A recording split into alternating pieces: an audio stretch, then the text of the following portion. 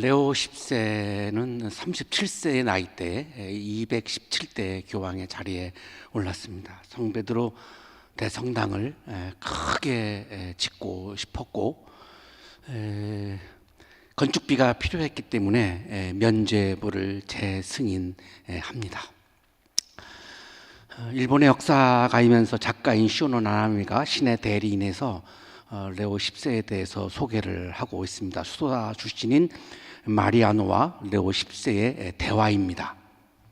그렇다 해도 교황님은 로마 황제도 아닌데 마치 옛날 황제처럼 돈을 쓴다고 사람들은 수군거리고 있습니다요.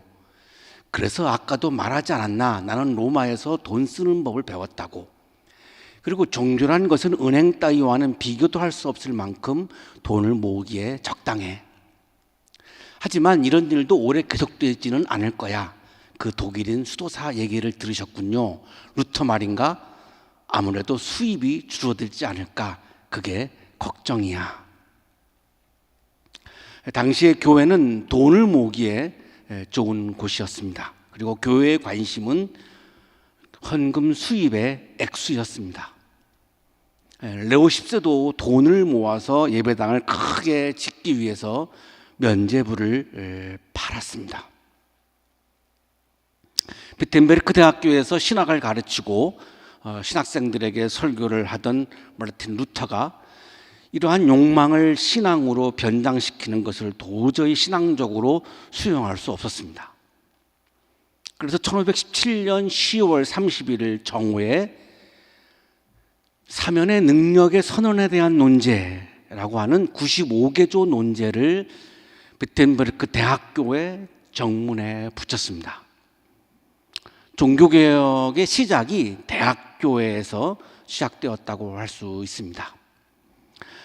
면죄부를 팔아서 죄를 용서하는 것을 신앙적으로 도저히 받아들일 수 없었던 마르틴 루터는 이 문제를 신학적으로 학문적으로 토론을 하자라고 하는 동기로 대자보를 붙인 겁니다. 대학에는 대자보를 붙이는 일은 매우 흔한 일이고 여러분들도 어떤 이슈가 발생하면 대자보를 붙이는 것처럼 루터도 대자보를 붙인 거였습니다. 김홍기 교수의 설명입니다. 루터는 본래 종교개혁을 일으킬 의도가 없었다.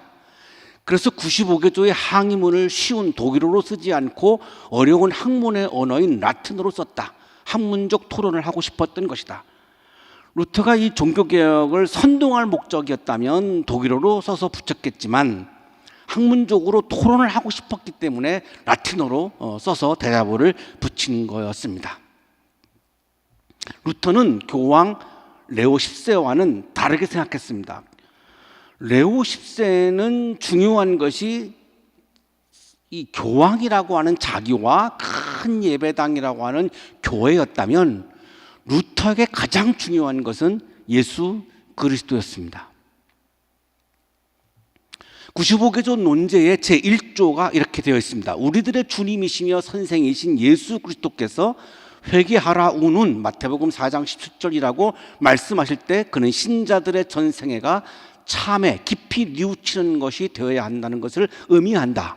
95개조 논제의 제1조의 내용이 핵심이 예수 그리스도이고 예수의 첫 설교로 시작을 하고 있습니다. 루터가 인용하고 있는 마태복음 4장 17절은 복음서에 나와 있는 예수님의 첫 설교이죠. 예수님의 꿈이 담겨있는, 예수님의 비전이 담겨있는 예수님의 첫 설교입니다. 오늘 여러분과 함께 묵상하려고 하는 오늘의 성서 본문 마가복음 1장 14절 17절은 이 마태복음 4장 17절의 마가복음 평행 본문입니다. 마가복음 1장 14절입니다. 요한이 잡힌 뒤에 예수께서 갈릴리에 오셔서 하나님의 복음을 선포하셨다. 예수님의 사역의 출발을 우리들에게 지금 말씀하고 있는 부분이죠. 예수님이 살았던 지역을 다스렸던 분봉왕이 헤롯 안티파스입니다. 이 헤롯 안티파스가 로마의 2대 황제인 티베리우스를 위해서 수도인 세포리스를 건설합니다. 그리고 로마식 휴양 도시인 티베리아스를 건설하는데 이 도시의 이름이 티베리우스 황제의 이름을 딴 거죠. 그만큼 황제를 위해서 세운 그런 도시이고 마을입니다. 이 유대 사람들은 이때의 로마 황제의 지배 아래에서 도시 건설을 위해서 강제 노동에 동원되었고 시달렸습니다. 예수님의 사역은 이때 이루어졌습니다. 그래서 예수님의 말씀은 이런 상황에서 나온 말씀이지 저 세상에 관련된 그런 말씀이 아닌 것이 분명하죠.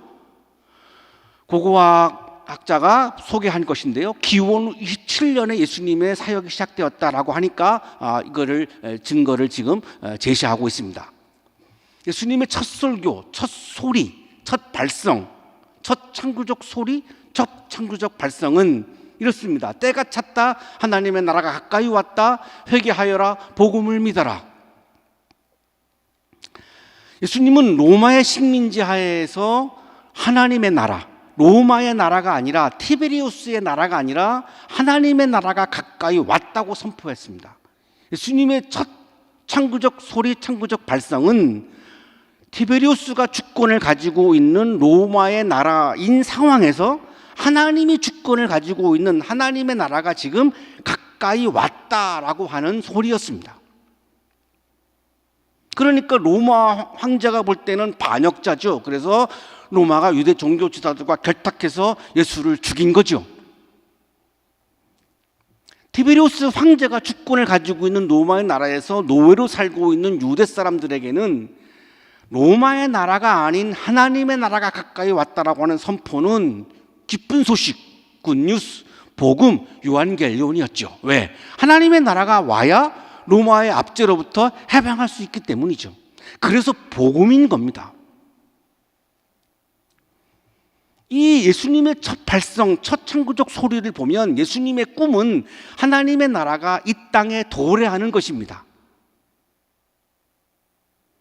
하나님의 나라는 헬라어 성서에 바실레이아라고 표기하고 있는데 하나님은 시간과 공간을 초월한 분이기 때문에 하나님의 나라는, 예수님이 꿈꾸었던 하나님의 나라는 시간과 공간의 개념이 아닙니다. 죽은 이후라고 하는 시간의 개념도 아니고 하늘 저 위에 올라가면 존재한다라고 하는 공간의 개념도 아니고 하나님이 통치하시는 상태, 하나님이 주권을 가지고 있는 상태를 의미하고 있는 거죠. 하나님이 다스리는 나라가 오면 우리는 어떠한 인간의 지배도 받지 않게 되죠. 그게 하나님 나라의 시민의 모습이고 하나님 나라의 기쁨이 충만한 상태인 거죠. 김득중 교수의 주석입니다. 나라라고 번역된 헬라어 바실레이아는 영토 혹은 공간을 나타내는 정적인 개념이기보다는 통치나 지배를 뜻하는 역동적인 개념이다. 오늘날 한국교회에서 많은 그리스도인들의 신앙생활의 목적이 죽어서 천당 간다는 것입니다. 그러나 예수님이 꿈꾸셨던 하나님의 나라는 죽어서 가는 그 천당이 아니라 이 첫 설교에 나와 있는 하나님의 나라는 여기에 도래하는 나라입니다. 가까이 왔다라고 하는 헬라어 성서는 엥기켄인데요, 현재 완료입니다. 하나님의 나라가 지금 여기에 가까이 왔다는 의미입니다. 영국의 캠브리지 대학교에서 신약 성서를 가르쳤던 도드는 엥기켄을 컴으로 해석해야 된다라고 설명을 하고 있습니다. 현재적 하나님의 나라를 그는 강조했고 플러 신학교의 신학학 교수인 레드도 이 도드의 주장에 동의했습니다. 도드는 복음서라들 가운데서 가장 특징적이며 두드러진 점은 하나님 나라의 현재적인 도래라고 주장한 점에서 옳았다. 우리가 지금 믿고 있고 우리가 따르려고 하고 있는 예수의 꿈과 예수님의 비전은 현재적 하나님의 나라, 하나님이 다스리는 나라가 지금 여기에 도래하는 것을 예수님은 꿈꾸셨는데 우리는 죽은 다음에 가는 천당만을 생각하고 있으니 너무나 갭이 크죠.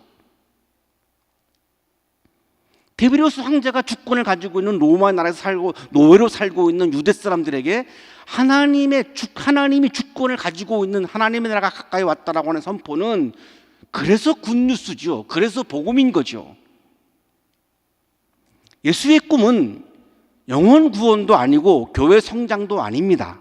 영혼 구원이라고 하는 용어는 예수님이 한 번도 사용한 적이 없고 교회 성장이라고 하는 용어도 예수님은 한 번도 사용한 적이 없습니다. 예수님이 사용하신 표현은 하나님의 나라입니다. 자, 오늘날 많은 한국교회 목회자들의 슬로건과 목회자들의 꿈은, 목회자들의 비전은 영혼구원, 교회 성장으로 압축할 수 있죠. 여러분이 잠시 후에 목회자가 되시면 여러분은 어떤 꿈을 꾸고 계십니까? 영혼구원, 교회 성장, 성서에 나오지 않습니다. 예수님은 그런 꿈을 꾸신 적이 없습니다. 내 뒤에 설명입니다. 현대 학자들은 하나님의 나라가 예수의 중심 메시지라는 견해에 일치하고 있다. 예수님의 핵심 메시지는 하나님의 나라입니다. 그러면 한국 교회의 목표는, 한국 기독교의 목표는, 한국 목회자들의 목표는, 비전은 하나님의 나라가 이 땅에 이루어지는 것이어야 되고, 그것을 위해서 내가 하나님의 나라가 이 땅에 이루어지기 위해서 오늘도 하루하루를 매순간 매순간 그것을 이루기 위해서 살아가는 것이 목회자의 삶의 모습이겠죠. 프랑스 소르본 대학의 신학자 로이지도 복음과 교회에서 이렇게 설명합니다. 예수는 하나님의 왕국을 선포했는데 막상 그 후에 되어진 것은 교회였다.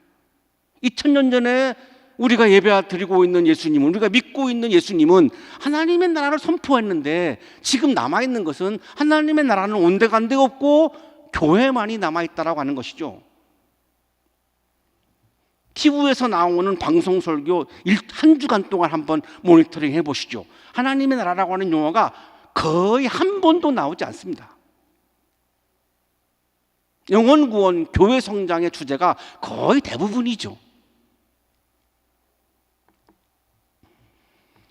예수님이 선포하신 하나님의 나라는 막연한 미래가 아니죠. 푸투름, 퓨처가 아니죠. 예수님이 말씀하신 하나님의 나라는 구체적인 하나님의 개입, 도래이죠. 에드벤트죠. 예수님의 기도 제목입니다. 이 땅에 도래하는 하나님의 나라죠. 그 나라를 오게 하여 주시며, 하나님의 나라가 지금 여기에 오게 해달라고 예수님은 기도했지, 하나님의 나라에 가게 해달라고 기도하신 적이 없습니다. 그 하나님의 나라가 오면 어떻게 됩니까? 하나님의 뜻이 이 땅에서도 이루어지는 거죠. 내 뜻이 아니라, 목회자의 뜻이 아니라, 왕의 뜻이 아니라 하나님의 뜻이 이루어지는 나라가 하나님의 나라죠. 예수님께서 제자 훈련을 하시면서 이렇게 가르쳤습니다. 너는 가서 하나님의 나라를 전파하여라. 한국교회에서 이루어지고 있는 유명한 제자훈련 교재에, 그리고 컨퍼런스에 하나님의 나라라고 하는 주제는 없습니다. 저도 직접 참여해 봤는데 없습니다. 예수님의 제자훈련은 하나님의 나라를 선포하고 하나님의 나라를 전하라고 한 것이 예수님의 제자훈련의 핵심이었습니다. 예수님이 부활하시고 바로 승천 안 하시고 40일을 유보하시죠. 왜 유보하셨을까요?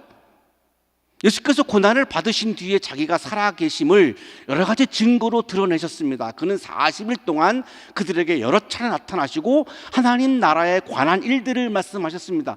승천하시기 전에 40일 동안 마지막 예수님의 설교의 주제, 가르침의 주제는 오로지 한 주제였습니다. 하나님 나라였습니다. 예수를 따르는 사람은 예수와 같은 꿈을 꾸는 사람이죠. 예수의 꿈은 교회 성장도 아니고 영혼 구원도 아닙니다. 이 땅에 하나님의 나라를 이루는 것이죠. 내가 목회자로 산다라고 하는 것은 매 순간 내가 있는 그곳에서, 내가 만나는 사람들과의 사이에서, 내가 일하는 그 현장, 삶의 현장 속에서 하나님의 원리에 따라서 살고 하나님의 나라를 조금씩 이루어가면서 살아가는 사람이 목회자의 삶이겠죠. 종교개혁가들은 바로 이 예수와 같은 꿈을 꾸었습니다. 하나님 나라의 꿈을 꾸었죠. 그 꿈이 종교개혁 신앙에 잘 나타나고 있습니다. 첫째, 오직 성서. 레오 10세는 교황의 칙령을 성서의 말씀보다 더 우선했죠. 성서에도 없는 면죄부를 팔았다라고 하는 것은, 면죄부를 팔으라고 하는 교황의 칙령이 예수의 말씀보다 더 우선했음을 보여주고 있습니다. 루터는 성서의 말씀을 더 우선했기 때문에 오직 성서라고 얘기한 거죠. 한국교회는 예수께서 말씀하신 이 땅에 도래하는 하나님의 나라보다 성서에 없는 목회자들의 선동적인 구호인 영혼 구원을 더 우선하고 있죠. 영혼 구원은 교회 성장을 하자라고 하는 구호에 불과하죠. 성서는 몸의 구원도 말씀합니다. 마태복음 27장 52절, 무덤이 열리고 잠자던 많은 성도의 몸이 살아났다. 예수님의 구원은 그러면 몸의 구원은 빠져있다라고 하는 것이 되는데, 예수님의 구원은 전인적인 구원이죠. 어떻게 영혼 구원이라고 하는 용어가 가능합니까? 둘째, 오직 그리스도. 레오 10세는 예수보다 교회를 더 우선했죠. 그래서 교회 예배당을 짓기 위해서 그리스도만이 할 수 있는 죄사함을, 면죄부를 팔아서 교회가 했죠. 자, 그래서 루터는 오직 그리스도, 예수 그리스도가 교회보다 더 우선한다라고 분명히 강조하고 있죠. 한국교회는 예수를 따르는 것보다 목회자들의 욕망인 교회 성장을 더 우선하고 있죠. 그런데 그 결과는 성장에도 실패했죠. 감리교는 8년 동안 30만 명이 교회를 떠났고, 합동교단은 작년에 1년 동안 10만 명이 교회를 떠났습니다. 예수의 꿈은 하나님 나라의 도래였는데, 오직 예수가 아니다 보니까 우리는 지금 다른 꿈을 꾸고 있는 거죠. 오직 은혜? 레오 10세는 면죄부를 사는 공로를 하나님의 은혜보다 더 우선했죠. 루터는 하나님의 은혜를 더 우선했습니다. 자, 그런데 한국교회는 공로를 따져서 계급적인 직분을 부여하고 있죠. 은혜보다 공로를 더 우선하고 있습니다. 넷째, 오직 믿음. 자꾸 이 믿음의 반대편에 행위를 자꾸 설정을 시키는데요, 그렇지 않습니다. 레오 10세는 면죄부 사는 것을 믿음보다 더 우선했던 거죠. 루터는 행위가 있는 믿음을 우선한 겁니다. 그리스도인의 자유라고 하는 루터가 쓴 논문을 보면, 루터가 말한 믿음은 행위가 있는 믿음을 말했지 행위가 없는 믿음을 말한 적이 없지요. 행위가 없는 믿음을 자꾸 주장하는 한국 교회를 향해서 예수께서 이렇게 말씀하시죠. 나더러 주님 주님 하는 사람이라고 해서 다 하늘나라에 들어가는 것이 아니라 하늘에 계신 내 아버지의 뜻을 행하는 사람이라야 들어간다. 행하는 사람이라야 들어간다. 다섯째, 오직 하나님께만 영광. 레오 10세는 하나님께 영광을 돌리는 것보다, 하나님의 영광보다 교황이 영광받고 교회가 영광받는 것을 더 우선시했기 때문에 면죄부를 팔아서 성 베드로 대성당을 지으려고 했던 것이죠. 자, 거기에 대해서 루터는 하나님의 영광이 더 중요하다라고 강조한 거죠. 한국교회 목회자와 장로들은 자신들이 영광을 받으려고 하고 있고 교회의 영광을 추구하고 있죠. 자신의 나라를 이루고 교회를 확장하려고 하는 것은 욕망이죠. 하나님의 나라를 확장하려고 하는 것이 신앙이죠. 예수께서는 자신의 나라가 아닌 하나님의 영광을 위해서 하나님의 나라를 꿈꾸셨고, 병자를 고치고 악한 영을 내쫓아서 사람들이 많이 몰려들어서 내 나라가 이루어지겠다라고 하는 위험이 있으면 그때마다 얼른 외탄터에 홀로 가셔서 기도하셨죠. 하나님의 나라를 기도하셨습니다. 그것이 예수의 삶이었습니다.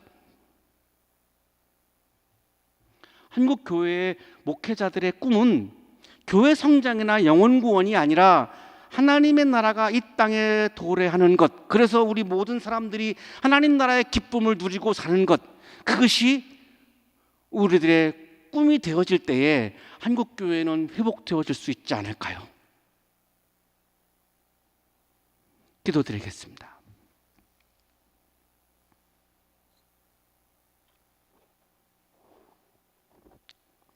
거룩하신 주님,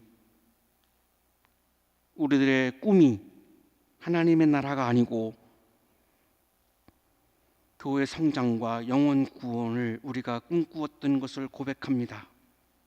우리를 긍휼히 여겨주시고 우리의 마음속에 하나님의 나라를 꿈꾸는 그 큰 꿈과 비전으로 가득 차게 해주셔서 이 땅에 하나님의 나라를 이루기 위해 오늘도 최선을 다하는 우리 목회자들의 삶이 되게 하여 주옵소서. 예수 그리스도 이름으로 기도하옵나이다. 아멘.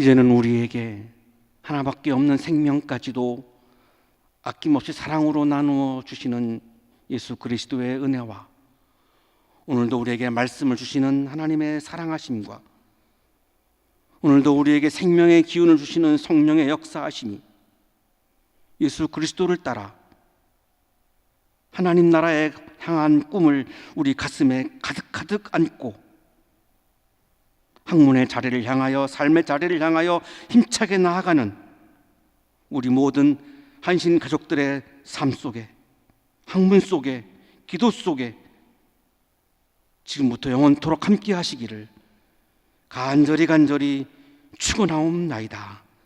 아멘.